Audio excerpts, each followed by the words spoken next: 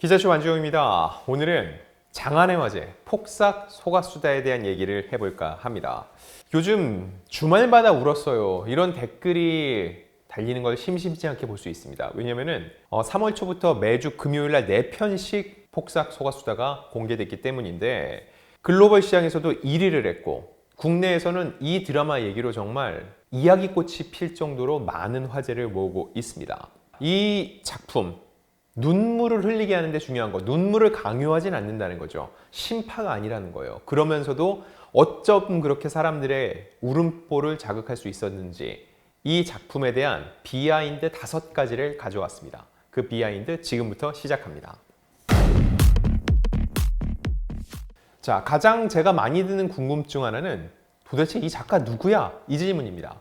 임상춘 작가. 사실 공개된 내용이 많지 않아요. 본인 자체가 드러나길 원치 않죠. 제가 확실하게 말씀드릴 수 있는 거, 임상춘 작가는 여성입니다.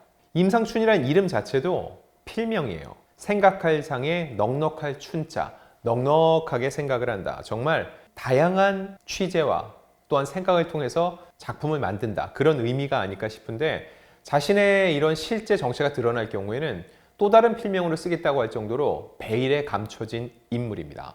앞서서 동백꽃 필 무렵을 써서 그때도 엄청난 화제를 모았었는데 그때 시상식에서 상을 받았어도 본인이 직접 자신을 드러낸 적은 단 한 번도 없습니다. 제가 이제 넷플릭스라든지 여러 주변 지인들을 통해서 확인을 해보려고 했는데 정말 다들 아는 게 별로 없고 사실 알더라도 이걸 다 비밀로 지키려고 합니다. 왜냐면 임 작가가 자신이 노출되는 걸 원치 않기 때문인 거죠. 제가 현재까지 파악한 바로는 이분이 1985년생 정도 된다고 합니다.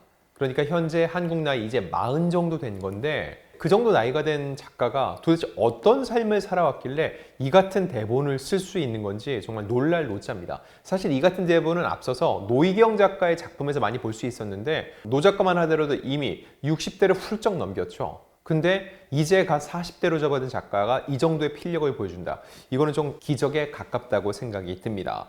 원래는 평범하게 회사에 다니는 직장인이었는데 20대 후반부터 본격적인 작가의 생활에 시작을 했는데 얼마 전에 제가 관식이 역할을 맡은 박보검 씨와 인터뷰를 하면서 임 작가에 대해서 직접 물어봤습니다. 왜냐하면 박보검 씨는 만나봤을 테니까요. 이런 얘기를 했습니다. 작가님을 존중하고 좋아하는 한 사람의 팬으로서 글을 읽을 때 작가님의 글에는 이런 힘이 있구나 싶더라. 캐릭터가 살아있는 느낌이었다.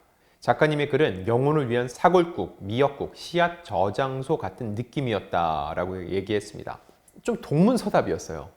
저는 임 작가가 어떠한 이야기를 해줬냐, 임 작가에 대한 얘기를 듣고 싶었는데 임 작가의 작품에 대한 평을 했죠. 그만큼 박보검 씨도 이 작가의 신비주의를 지켜주고 싶어 한다는 느낌을 많이 받았습니다.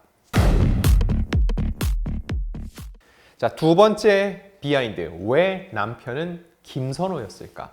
정확히 말해서는 충섭이죠. 금명이는 원래 영범이와 7년간 사귀었는데 결국 파혼을 하게 되죠.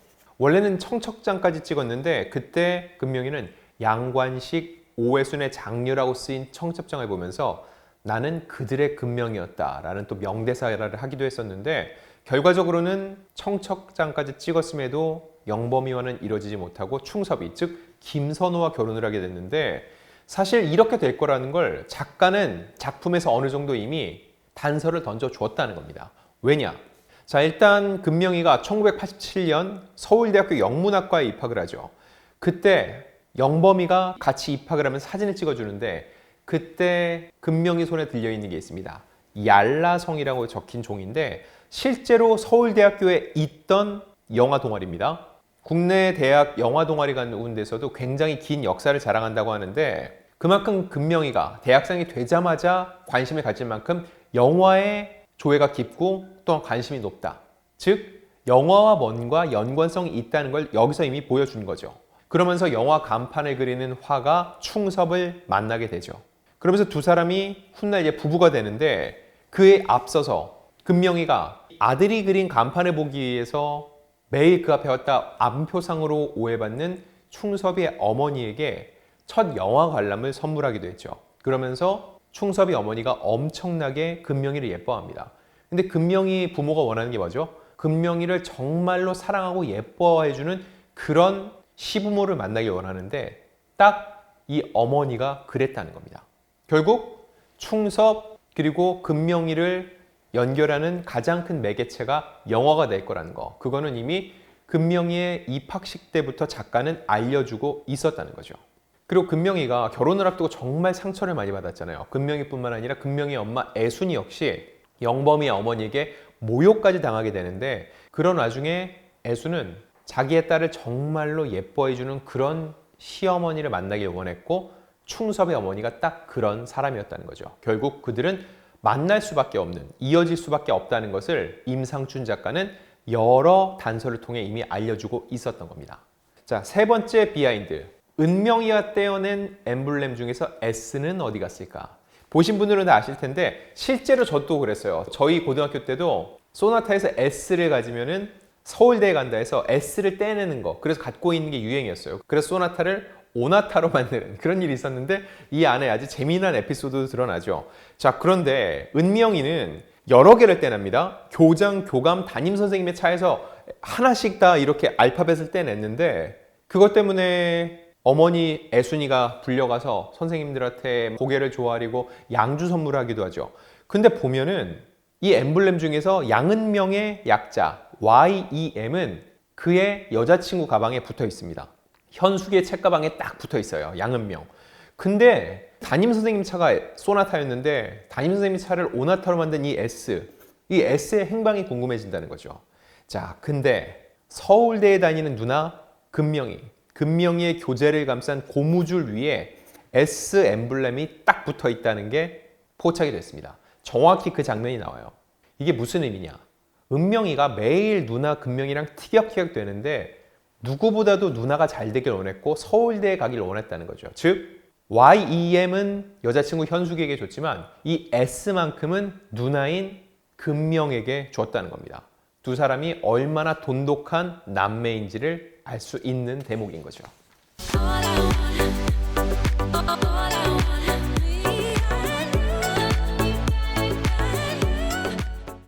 자, 다음 또 하나 궁금해지는 건 금명이가 다닌 대기업은 어디일까입니다.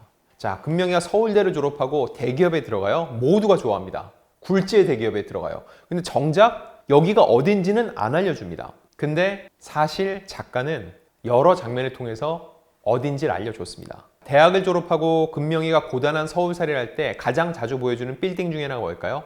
서울역 앞에 있는 대우 빌딩이었어요. 금명이가 잠시 고향에 내려갔을 때도 금명이는 무슨 일 하냐고 했을 때 대기업 다닌다고만 하지 어딘지는 분명하게 얘기를 하지 않거든요. 그런 금명이가 대기업에 다니다가 그 대기업이 부도가 나서 실직자가 되죠.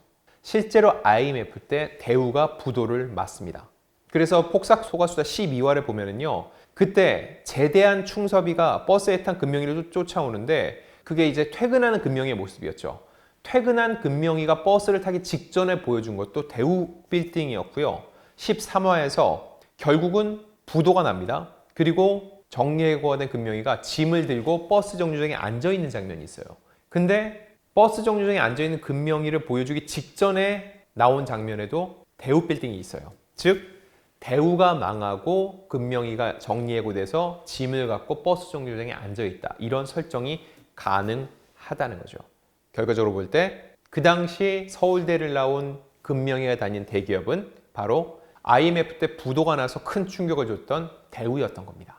자, 마지막 금명이와 애순이에게 가장 큰 시련을 줬던 영범이 엄마.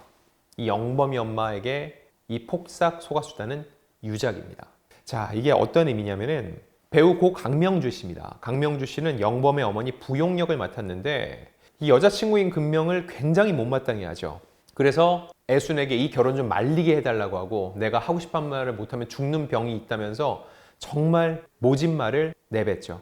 그러면서 영범을 향해서는 너는 내 프라이드고 내 인생이다라고 삐뚤어진 모성애를 보여주기도 하는데 근데 이 폭삭 소가수다에서 이 같은 임팩트 있는 연기를 보여줬던 강명주 씨는 이미 이 세상 사람이 아닙니다.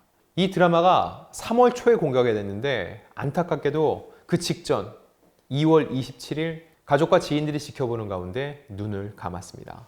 강명주 씨의 딸 박세영 씨도 배우인데 박세영 씨는 어머니께서 먼 길을 떠나셨다. 어머니가 사랑했던 무대와 그 빛났던 순간들을 함께 기억해 주시면 감사하겠다고 추모하기도 했었죠. 폭삭소가 수다에서 아이유 씨는 애순과 금명 1인 2역으로 활약을 했는데 산막 비하인드 사진을 공개하면서 강명주 씨가 다정하게 포즈를 취한 사진이 공개돼서 보는 이들을 먹먹하게 하기도 했습니다. 자, 이런 가운데 제작진 역시 강명주 씨를 추모했습니다. 저는 작품을 보면은 엔딩 크레딧을 끝까지 꼭 보시라고 권해드리는데, 왜냐면은 엔딩 크레딧은 정말 이 작품에 대한 많은 이야기가 숨어 있거든요. 13화 엔딩에는 세상의 에메랄드, 우리의 프라이드였던 강명주 배우님을 기억하며 라는 문구가 담겨 있습니다. 강명주 배우가 13회까지 출연을 하는데 여기 이 작품을 통해서 다시 한번 그분을 추모했던 거죠. 이에 앞서서도 강명주 씨는 이상한 변호사 우영우에서 판사 역을 맡기도 했었고 이번 생도 잘 부탁해에도 출연했습니다. 그리고 지난해 암 치료를 받으면서도 다양한 작품에서 열연을 펼치기도 했었는데, 그랬던 강명주 씨가 사실상 이 작품에서 가장 빛나는 연기를 보여줬거든요. 하지만 정작 고인은 이 작품을 보지 못하고 눈을 감았다는 것 때문에 더욱더 많은 이들의 가슴을 먹먹하게 만들었습니다. 자, 이렇게 폭삭소가 수다의 비하인드 5가지를 준비해 봤고요. 그리고 제가 이제 아이유, 문소리, 박보검 이런 주연 배우들과 인터뷰를 진행을 하거든요. 그들이 들려주는 비하인드도 여러분들께 전달해 드리겠습니다.